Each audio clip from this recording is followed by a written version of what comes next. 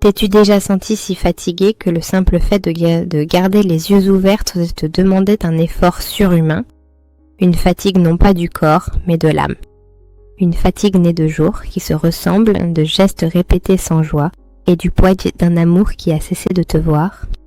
Bonjour à toi, qui viens chercher dans nos histoires la sagesse qui se cache dans les silences et les soupirs. Le récit que je vais te confier aujourd'hui est celui d'une femme invisible, d'un mari aveugle et d'un réveil si spectaculaire qu'il a laissé tout un monde sans voix. Avant de commencer ce voyage, si tu crois que les rêves mis en sommeil ne meurent jamais vraiment, je t'invite à t'abonner à notre chaîne, à activer la cloche pour ne manquer aucune de nos leçons de vie et à laisser un pouce bleu. Chaque soutien est une étincelle dans la nuit. Merci. Cette femme, c'était Gabina. Et ce soir-là, alors qu'elle finissait de mettre la dernière assiette dans le lave-vaisselle, cette fatigue était une chape de plomb sur ses épaules. Ses paupières transparentes étaient lourdes comme des surroirs de feu. Toute la semaine, elle avait lutté contre ce besoin insidieux de dormir, un sommeil qui la tirait vers le bas, même en plein milieu de la journée. Son mari, Adrian, est entré dans la cuisine, impeccable dans son costume, déjà en train de consulter les emails sur son téléphone. « Tout est prêt pour demain soir ?» a-t-il demandé sans lever les yeux. Demain soir. Le dîner mensuel avec sa mère, Isadora. Un examen, pas un repas. Un tribunal où Gabina était à la fois l'accusée, la cuisinière et la femme de ménage. « Oui », a murmuré Gabina s'appuyant contre le comptoir. « Mais Adrien, je suis si fatiguée. Vraiment, je ne sais pas ce que j'ai. Et c'est qu'on pourrait, juste pour cette fois, annuler. » Adrien a enfin levé les yeux.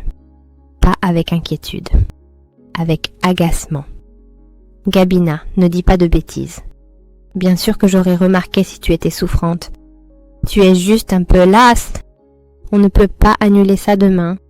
Maman ne serait pas très contente, bien sûr, mais nous sommes tous humains qui se mettent... » Le Medfest était resté en suspens, lourd de sens.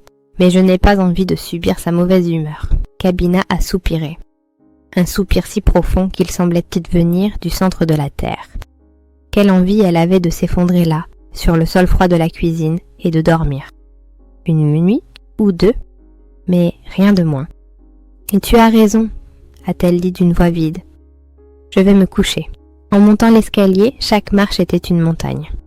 Elle a croisé le reflet d'une femme dans le miroir du couloir. Une femme de 38 ans au visage pâle, aux cernes discrets mais tenaces, aux yeux qui avaient perdu leur éclat. Elle s'est souvenue d'une autre Gabina.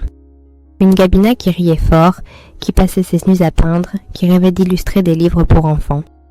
Une Gabina qui avait failli remporter le plus grand prix de la jeune illustration du pays, juste avant de rencontrer Adrien. Adrien. Il était tombé amoureux de sa lumière, de sa créativité, de son énergie. Et puis, lentement, il avait éteint la flamme. Pas par méchanceté, par négligence, par égoïsme. Une artiste, ça ne gagne pas sa vie, avait-il dit gentiment. Mon travail, lui, est sûr. Occupe-toi de la maison, de notre foyer. Tu seras ma reine, tu ne manqueras de rien. Elle était devenue sa reine. La reine d'un royaume de silence, de solitude et de perfection domestique. Sa maison était un chef-d'œuvre de bon goût, un écrin pour la réussite de son mari, directeur marketing en pleine ascension. Mais l'écrin était vide. Ses toiles, ses pinceaux, ses rêves étaient rangés dans des cartons à la cave, sous une épaisse couche de poussière et de regrets. Le lendemain, le dîner avec Isadora a été l'épreuve habituelle. Isadora, une femme dont l'élégance n'avait d'égal que la froideur de son regard, a inspecté chaque recoin de la maison. La poussière s'accumule vite sur ses plaintes, n'est-ce pas mon Gabina ? Se retire. Un peu trop cuit, tu ne trouves pas vrai, de mon temps où on apprenait à maîtriser les cuissons. Chaque phrase était une petite piqûre, administrée avec un sourire glacial. Adrien, lui, ne disait rien. Il hochait la tête, absorbé par son téléphone ou par le récit de ses propres exploits professionnels. Il ne voyait pas sa femme se faire dépecer vivante à sa propre table. Il ne voyait pas que le sourire de Gabina était un masque qui menaçait de se fissurer. Après leur départ, Gabina a rangé, nettoyé. Il était 1h du matin quand elle s'est enfin couchée. Le réveil allait sonner dans 3 heures, car Gabina avait un secret. Un secret qui était la véritable source de sa fatigue et la source de sa renaissance. Chaque matin, à 4 heures, alors que la maison était plongée dans le silence et l'obscurité, Gabina se levait. Sur la pointe des pieds, elle descendait dans son ancien petit bureau que Adrien avait transformé en salle de sport avec un tapis de course qui servait de porte-manteau. Dans un coin, derrière un paravent, se trouvait son sanctuaire. Un petit bureau, un ordinateur et une tablette graphique. Depuis 6 mois, Gabina menait une double vie. Après des années de dormance, l'artiste en elle s'était réveillée. Poussée par une amie de ses années d'école d'art, Clara, devenue éditrice, elle s'était lancée dans un projet fou, participer en secret au même Grand Prix d'illustration qu'elle avait failli remporter des années plus tôt. Sa fatigue n'était pas de la lassitude, c'était de l'épuisement. L'épuisement d'une femme qui menait 2 journées en une. La journée, elle était pas la parfaite femme au foyer, invisible et efficace.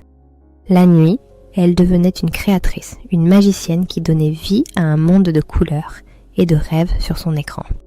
Son projet était un livre pour enfants intitulé La jardinière d'étoiles. L'histoire d'une petite fille qui, la nuit, grimpait sur les toits de la ville pour arroser les étoiles afin qu'elles ne perdent jamais leur éclat. C'était son histoire. Une métaphore de sa propre vie, de sa propre lumière qu'elle essayait de maintenir en vie dans l'obscurité. Les nuits passées à dessiner étaient sa bouffée d'oxygène. Elle la vidait de son énergie physique, mais elle remplissait de son âme. Clara, son amie éditrice, était émerveillée. Gabina, c'est un chef-d'œuvre. C'est poétique, c'est puissant. Tu as une chance. Une vraie chance. La date limite pour soumettre le projet était dans 1 semaine. C'était la dernière ligne droite. C'était pour ça qu'elle était si épuisée.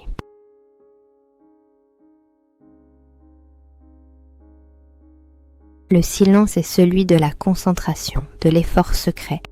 Et toi, qu'en penses-tu ? Je fais une pause ici, au cœur du secret de Gabina. Imagine cette double vie. Le sacrifice, la discipline, l'espoir fragile qui l'a fait tenir debout. Si tu avais un rêve secret, un rêve que tout le monde autour de toi a méprisé ou ignoré, où trouverais-tu la force de te battre pour lui dans l'ombre ? Dis-moi dans les commentaires quelle est ta source de force secrète. Car Gabina était sur le point d'avoir besoin de toute la force du monde. Reprenons. Elle a soumis son projet à la dernière minute. Puis, elle a attendu. 3 semaines. 3 semaines pendant lesquelles elle a continué à jouer son rôle, mais quelque chose avait changé en elle. L'épuisement était toujours là, mais il était mêlé à une nouvelle lueur d'attente. C'est à ce moment-là qu'Adrien a débarqué un soir avec une nouvelle qui pour lui était pas la plus importante du monde. Oh. « Chérie, prépare-toi, j'ai eu la promotion, je suis nommé directeur Europe. » Il était euphorique. « Il faut fêter ça. » Et j'ai l'idée parfaite. On va organiser une grande réception ici, à la maison. Dans 2 semaines. Je vais inviter tout le gratin de la boîte et même le grand patron de la maison mère à Zurich. C'est l'occasion de ma vie. Tout doit être parfait. Je compte sur toi. Il ne lui a pas demandé si elle était d'accord. Il ne lui a pas demandé si elle en avait la force. Il a simplement décrété. Elle était le décor de son triomphe. Pendant 2 semaines, Gabina a travaillé comme une forcenée. Non pas sur ses dessins, mais sur la réception de son mari. Traiteur, fleurs, liste des invités, plan de table, elle a tout géré, avec son efficacité silencieuse habituelle. Adrien, lui, était sur un nuage, ne remarquant même pas les cernes de plus en plus sombres sous les yeux de sa femme. Le jour de la réception est arrivé. La maison était spectaculaire. Gabina, dans une simple mais élégante robe noire, se déplaçait avec grâce au milieu des invités, s'assurant que personne ne manque de rien. Elle était la parfaite maîtresse de maison, l'accessoire parfait. Adrien rayonnait. Il présentait ma femme, Gabina, avec une fierté de propriétaire, avant de l'oublier aussitôt pour se replonger dans une conversation plus importante. Personne ne savait que ce jour-là était aussi le jour de l'annonce des résultats du Grand Prix de l'illustration. Personne, sauf Gabina. Elle gardait son téléphone dans la poche de sa robe, le sentant vibrer de temps en temps, mais elle n'osait pas regarder. La peur était trop grande. Au milieu de la soirée, Adrien était monté sur une petite estrade improvisée, une coupe de champagne à la main. Il a demandé le silence. Mes chers amis, chers collègues, c'est un grand soir pour moi. Cette promotion, je la dois à mon travail, bien sûr, a-t-il commencé avec un sourire suffisant. Mais je la dois aussi au soutien indéfectible de ma merveilleuse épouse, Gabina. Tous les regards se sont tournés vers elle. Elle a souri, un sourire figé. Elle est le roc sur lequel je bâtis ma réussite. Pendant que je conquiers le monde, elle s'occupe de toutes ces petites choses du quotidien qui permettent à un homme d'avoir l'esprit libre. Elle crée un foyer si parfait qu'il me donne la force d'affronter tous les défis. À toi, ma chérie. Merci d'être la gardienne de mon succès. C'était censé être un hommage. Mais pour Gabina, ces mots ont été la plus grande des humiliations. La gardienne de son succès. Les petites choses. Il venait devant tout le monde de la réduire à son rôle de domestique de luxe. Il venait de la mettre dans une boîte, de la clouer et de s'asseoir dessus pour paraître plus grand. À cet instant précis, son téléphone a vibré dans sa poche. Une vibration plus longue, plus insistante. C'était Clara. Elle s'est excusée, s'est éclipsée discrètement sur la terrasse, le cœur battant à tout rompre. Elle a décroché. Allô ? La voix de Clara, à l'autre bout du fil, était un cri de joie. « Gabina, tu l'as fait, le Grand Prix. C'est toi. Le jury a été unanime. Ils ont parlé de chef-d'œuvre, de poésie, de génie. Tu as gagné, Gabina, tu as gagné. » Gabina a dû s'appuyer contre le mur froid de la terrasse pour ne pas tomber. Les lumières de la ville, en bas, semblaient scintiller juste pour elle. Elle a regardé à travers la baie vitrée. Elle a vu Adrien, riant, trinquant, le roi de la soirée. Le gardien de son succès. Un rire silencieux l'a secouée. Elle s'est restée là quelques minutes, le temps de laisser la nouvelle infuser, de laisser la joie chasser des années de frustration et de fatigue. Puis, elle a redressé les épaules. Et elle est rentrée. Elle a traversé la salle, mais ce n'était plus la même femme. Son port de tête avait changé. Il y avait une lumière dans ses yeux que personne ne lui avait jamais vue. Elle s'est dirigée vers l'estrade, a pris un micro qui servait pour le fond musical. « Excusez-moi de vous interrompre », a-t-elle dit. Sa voix était calme, mais elle portait une autorité nouvelle qui a immédiatement capté l'attention de toute la salle. Adrien l'a regardée, surpris, un peu agacé. Qu'est-ce qu'elle fabriquait ? « Mon mari vient de me dédier un très bel hommage et je l'en remercie. » A-t-elle continué. Il a raison. Je suis une gardienne. Mais ce n'est pas seulement de son succès que je suis la gardienne. Je suis aussi et surtout la gardienne de mes propres rêves. Un murmure a parcouru l'assemblée. Adrien a parlé des petites choses que je fais pendant qu'il conquiert le monde. J'aimerais vous en montrer une. Une toute petite chose que j'ai faite pendant que tout le monde dormait. Elle a fait un signe à un jeune homme près de la sono, un ami de Clara qu'elle avait invité, juste au cas où. L'écran géant derrière l'estrade, qui projetait le logo de l'entreprise d'Adrien, s'est éteint, et à la place sont apparues des images.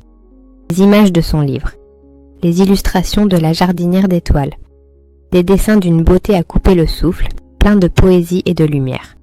La salle était subjuguée. Ce livre, a repris Gabina, était l'une de mes petites choses. Et je suis heureuse de vous annoncer que cette petite chose vient de remporter le Grand Prix national de l'illustration jeunesse. Le silence. Un silence total. Puis, quelqu'un a applaudi. Puis deux. Puis toute la salle a explosé en une ovation, bien plus forte, bien plus sincère que celle pour Adrien. Adrien était pétrifié. Son sourire était figé, grotesque. Il la regardait comme s'il voyait une étrangère. « Quel livre ?» a-t-il murmuré inaudible. Il a vu les images. Il a compris toutes ces nuits où elle était fatiguée, toutes ces fois où il l'avait ignorée. Elle ne dormait pas. Elle brillait. Mais le spectacle n'était pas fini. Un homme s'est frayé un chemin à travers la foule. C'était le grand patron venu de Zurich. L'homme qu'Adrien voulait impressionner plus que tout. Il n'est pas allé voir Adrien. Il est allé directement voir Gabina. « Madame, a-t-il dit, ses yeux brillants d'admiration. Je suis un grand collectionneur d'art. Et ce que je vois là, c'est du génie. Toutes mes félicitations. Votre mari est un homme chanceux de vous avoir. » Puis, il s'est tourné vers Adrien, son expression s'est durcie. « Adrien, je crois que vous et moi, nous aurons une conversation lundi. J'ai horreur des hommes qui ne savent pas reconnaître les vrais trésors qu'ils ont sous les yeux. C'est un signe de mauvais jugement, en affaires comme dans la vie. » La sentence était tombée. L'humiliation d'Adrien était totale, publique, définitive. Il n'était plus le roi de la soirée. Il n'était que le mari stupéfait de la véritable étoile. La suite a été une évidence. Gabina a quitté Adrien. Pas avec fracas, mais avec la sérénité d'une femme qui a retrouvé sa propre valeur. Le prix était accompagné d'une somme d'argent considérable. Elle a acheté un magnifique appartement atelier avec une vue sur les toits de la ville. La jardinière d'étoiles est devenue un best-seller international.